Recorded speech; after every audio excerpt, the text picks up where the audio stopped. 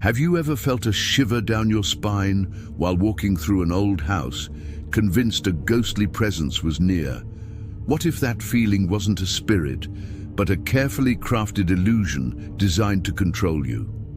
Many of us are fascinated by the paranormal, but this fascination can be a doorway for manipulation. Some groups, cloaked in spirituality, prey on our deepest fears of the unknown, turning ghostly whispers into chains of control. These groups often present themselves as benevolent guides, offering protection from unseen forces.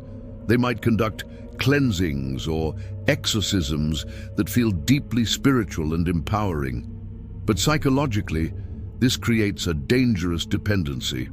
As psychologist Carl Jung noted, one does not become enlightened by imagining figures of light, but by making the darkness conscious. By inventing a darkness only they can fight, these groups make you believe you are weak without them. This isn't spiritual awakening, it's a carefully constructed trap. Today, we expose 7 paranormal fear tactics used by cults to manipulate and control. Prepare to see the strings behind the phantoms. First, let's explore induced phobias through suggestion.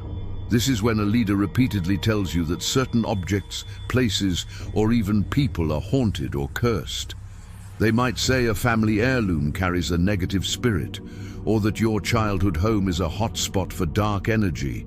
Through the power of suggestion, a neutral object becomes a source of intense fear. This tactic operates on the principle of classical conditioning, much like Pavlov's dogs. The repeated association of an object with a frightening story conditions your brain to trigger a fear response automatically. You start to feel genuine anxiety around something that was once harmless. Have you ever started fearing something simply because someone told you a scary story about it? Type "I control my fears" in the comments if you're ready to break the conditioning. Now let's delve into the second tactic, staged paranormal events. Imagine being in a dimly lit room for a seance. Suddenly a door creaks open, a candle flickers out, or you hear a faint whisper. You're told it's a spirit making contact. In reality, these events are often staged by confederates or with hidden devices. This is a powerful form of manipulation because it provides proof of the leader's supernatural connections. It exploits our confirmation bias, our tendency to favor information that confirms our existing beliefs. Once you believe in the leader's power, you're more likely to interpret any strange occurrence as further evidence. Have you ever witnessed something you couldn't explain and immediately attributed it to the supernatural?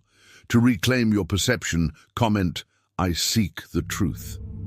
The third tactic is weaponizing sleep deprivation and dreams. Cults often enforce grueling schedules with little time for sleep. A sleep-deprived mind is highly suggestible and prone to hallucinations. A leader might then interpret your exhaustion-induced visions or strange dreams as messages from the spirit world, often portending danger that only they can protect you from. Sigmund Freud believed dreams were the royal road to the unconscious, but in this context, they become a highway for manipulation. Your own mind, distorted by fatigue, is turned against you. Have you ever had a vivid, unsettling dream after a long, exhausting day? Type "My mind is my own" to affirm your mental sovereignty. Next, we uncover the fourth tactic, isolation from external reality checks.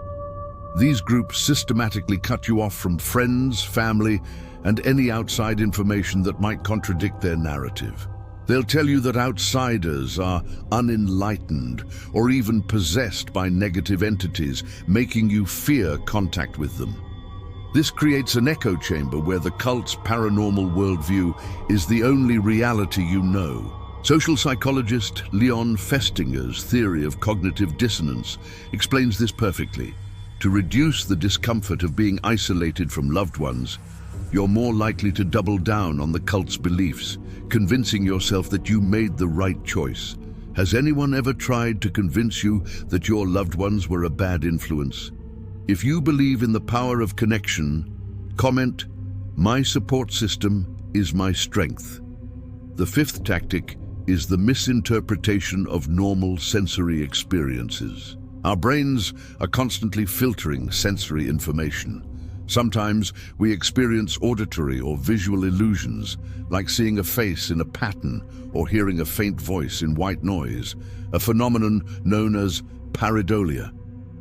A manipulative leader will seize upon these normal glitches in perception and frame them as supernatural encounters. They might say that the whisper you heard in the static was a spirit trying to warn you, a warning only they can decipher. This exploits our innate desire to find patterns and meaning. As B.F. Skinner demonstrated with his work on operant conditioning, when a random behavior is followed by a perceived reward, in this case, an explanation from the leader, we are more likely to repeat it, paying closer attention to these signs.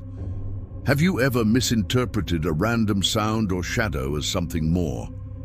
Acknowledge your rational mind by typing, "I trust my perception."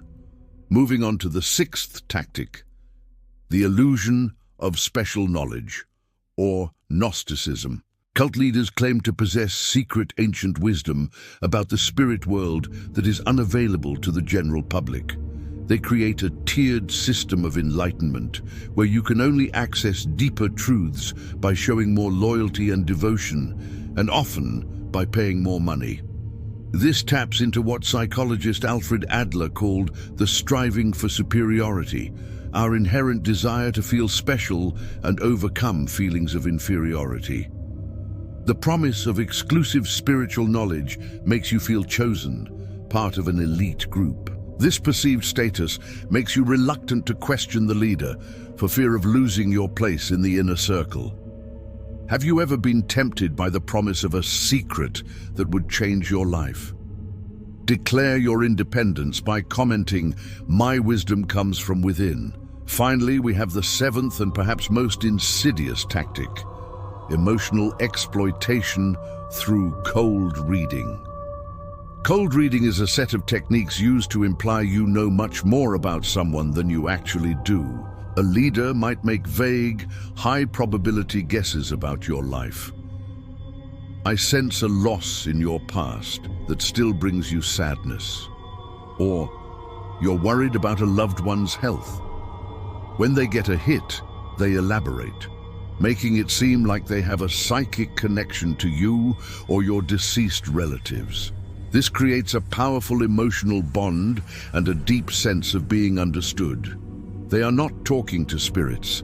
They are reading your body language, your clothing, and your verbal responses. It preys on our fundamental human need for connection and validation. Have you ever been amazed by how much a stranger seemed to know about you? To empower yourself, type, "I am my own authority." Recognizing these tactics is the first step towards psychological self-defense. It's not about denying the existence of the unknown. It's about reclaiming your own mind from those who would exploit your fears and beliefs for their own gain. True spiritual growth empowers you. It doesn't make you dependent. By understanding the psychological hooks behind these paranormal tricks, you move from a place of fear to a place of awareness. You learn to trust your own judgment and protect your inner world. The greatest defense against manipulation is a conscious mind. Don't let anyone turn your spiritual curiosity into a cage. If you found this exploration of the dark side of psychology enlightening, please like this video and share your thoughts in the comments. Subscribe to Dark Side Reveal for more deep dives into the hidden truths of the human mind. Keep watching to continue your journey of psychological awakening. Stay aware and stay safe.